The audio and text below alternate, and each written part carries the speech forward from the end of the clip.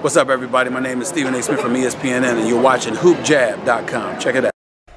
Well, I think it's a win-win, but I think that, it also depends on how you look at it as well. I mean, if you're the Boston Celtics, obviously Kyrie Irving, you get a good degree of core certainty because he's a championship point guard, a prolific scorer in this game. He's championship tested. You know what he brings to the table. Not only that, on top of it all, he's locked in for the next 2 years, plus a player option after that, which we all believe that he'll exercise to opt out of his contract. But if you're Boston, you don't have to think about paying him next summer like you were going to have to think about with Isaiah Thomas. And he's not a miniature 5'9" guard so that you're worried about having to give $30 million to. And so that definitely helps you while not only are you still in championship contention within the Eastern Conference, but you're incentivized even more because you got a guy in Kyrie Irving who wants it out. And if anybody has an incentive to go against LeBron and to try and beat him, it would be Kyrie Irving. So let's put that in perspective. Then in Cleveland, Isaiah is a big-time scorer. Jay Crowder is a rough rider and a defender who's capable of hitting outside shots. And he's that physical presence to spell for LeBron James, but also to protect LeBron James because a lot of people might go at LeBron James in ways that you don't want your superstar to have to go offend up against on his own. Then you also have an unprotected first-round pick because we all expect the Brooklyn Nets to flat out stink. They're years away from being relevant. We know that.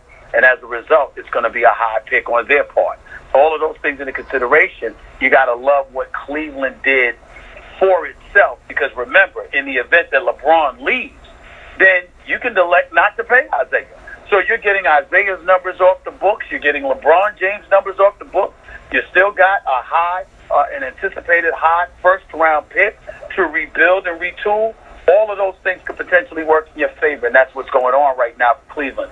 So it's a win-win, no question. But I still think for the immediate moment, Boston is at a slight advantage, even though it won't matter much because they still wouldn't beat Cleveland. Let me ask you about one aspect of the Celtics side of this trade, Stephen A., and that's the assets that Danny Ainge has been stockpiling for quite some time. Cleveland wanted Jaylen Brown or Jason Tatum or that first-round draft pick. They got it. But we had heard that Danny Ainge had been reluctant to give up any of those three assets earlier, but now he got to the point that he gave it up. Your take on what he was trying to accomplish by stockpiling all of those assets, but then ultimately giving it up to get Kyrie Irving? Well, you give it up to get Kyrie Irving because you got a prolific scorer who's championship tested. You don't have just a guy that can play.